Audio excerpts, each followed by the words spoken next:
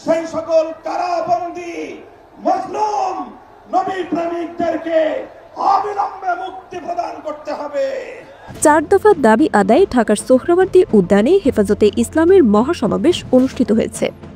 শনিবার ভোর থেকে রাজধানী সহ দেশের বিভিন্ন জেলা থেকে আসা হেফাজতে ইসলামের নেতাকর্মীরা মিছিল নিয়ে সোহরাওয়ার্দী উদ্যানে জড়ো হতে থাকেন। এ সময় নেতাকর্মীদের বিরুদ্ধে থাকার সব মামলা প্রত্যাহার সহ নারী কমিশন বাতিলের দাবি জানানো হয়।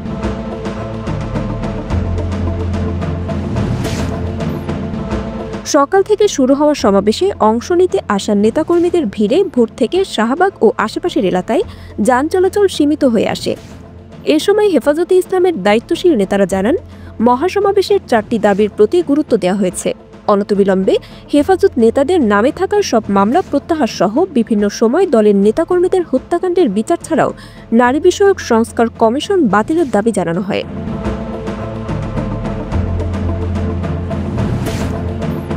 সমাবেশে ইসলামী চিন্তাবিদ ও ধর্মীয় নেতা সৈয়দ এনায়েতুল্লাহ আব্বাসী জানান, অসংখ্য আলিম ওলামাকে জঙ্গি তকমা দিয়ে কারাগারে রাখা হয়েছে।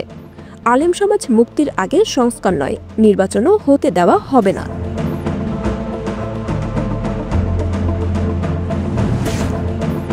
সমাবেশে দলের যুগ্ম মহাসচিব মাওলানা মামুনুল হক আগামী 2 মাসের মধ্যে হেফাজতে ইসলামের নেতাকর্মীদের বিরুদ্ধে থাকার সব মামলা প্রত্যাহারের দাবি জানান।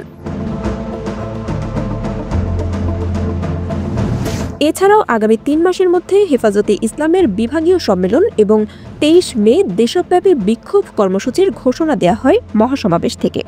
শিফাত রাকা, লিবার্টি নিউজ।